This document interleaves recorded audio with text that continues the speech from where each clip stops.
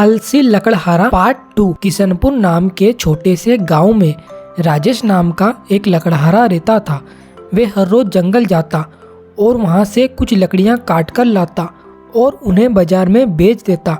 इस तरह वे अपना गुजारा चलाता था और राजेश का अभी तक विवाह नहीं हुआ था, इसलिए जंगल से थोड़ी लकड़ी काटने पर ही उसके रोज का खर्च आराम से चल जाया करता था। फिर इसी तरह कुछ दिन बीत गए और अब राजेश का विवाह हो चुका था और राजेश जो जंगल से लकड़ियां काट कर लाता और उन्हें बाजार में बेचता, उन पैसों से राजेश को अपना घर खर्च चलाने में बड़ी ही परेशानी होने लगी, क्योंकि राजेश की पत्नी निर्मला बड़ी ही खर्चीली थी।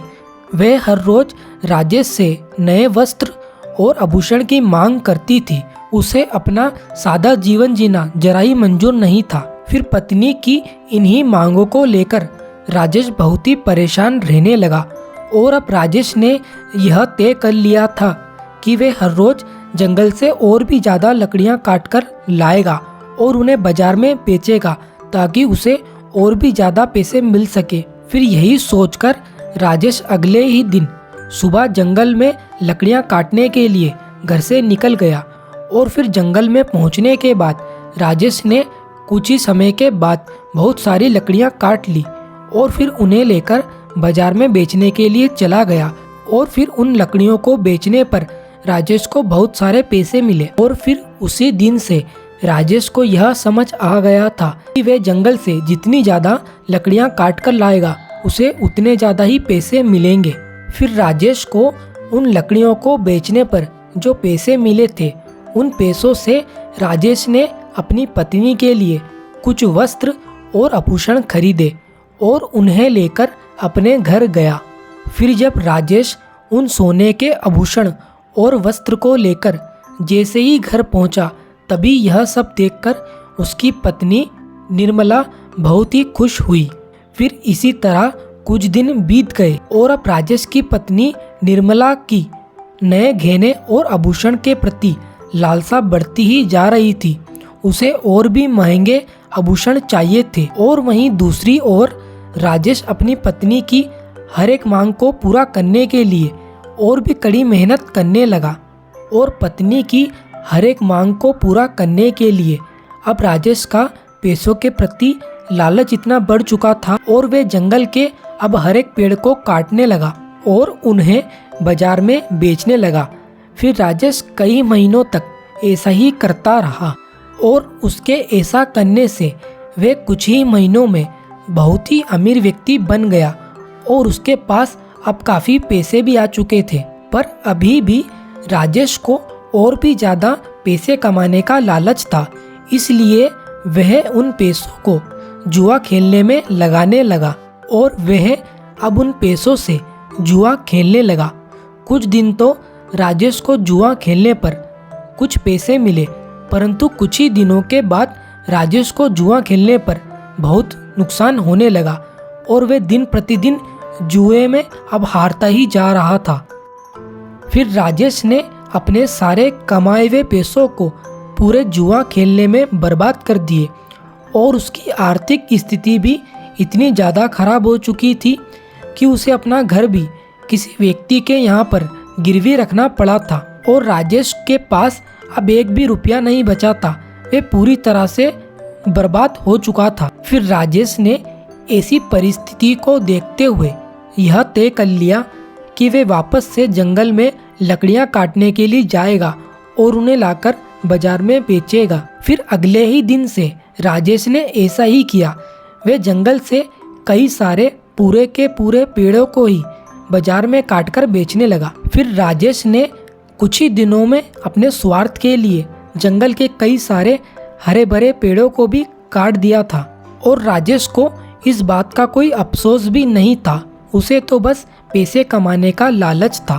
और फिर एक दिन राजेश रोज की तरह जंगल में लकड़ियां काटने के लिए गया और फिर जंगल में पहुंचने के बाद उसे बहुत ही घना और सूखा पेड़ दिखाई दिया। तभी फिर उस पेड़ को देखकर राजेश सोचने लगा कि यदि मैं अगर इस पेड़ की सारी लकड़ियां काटकर बाजार में बेच दूं तो मुझे इसके बदले में कई सारे पैसे मिल सकते हैं। और यही सोचकर उसके मन में लालच आ गया और वह उस पेड़ को काटने लगा।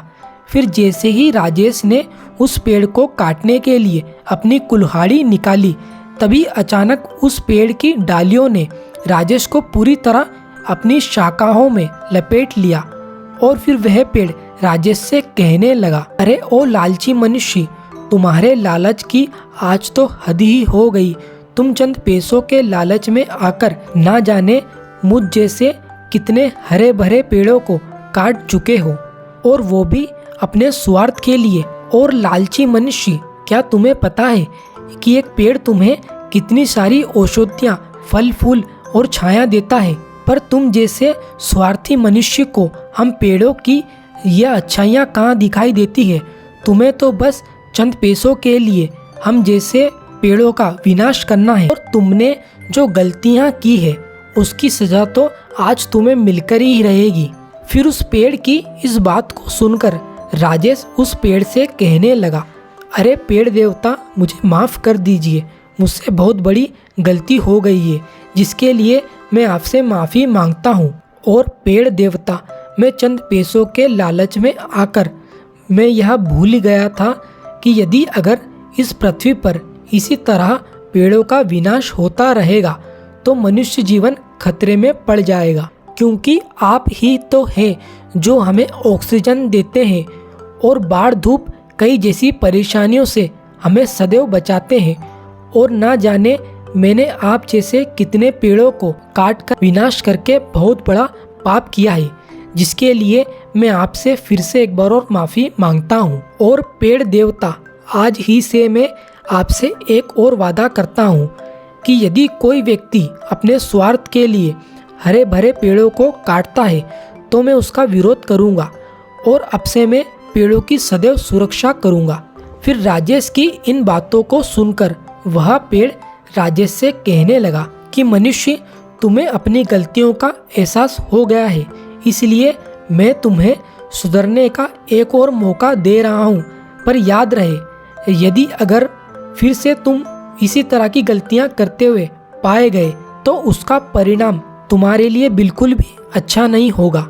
और मनुष्य, अब तुम यहाँ से जा सकते हो। तभी पेड़ के इतना कहने पर ही राजेश वापस अपने घर की ओर चला गया। और फिर अगले ही दिन से राजेश मेहनत मजदूरी करके अपना कार्य करने लगा और वह पेड़ों की सुरक्षा करने लगा।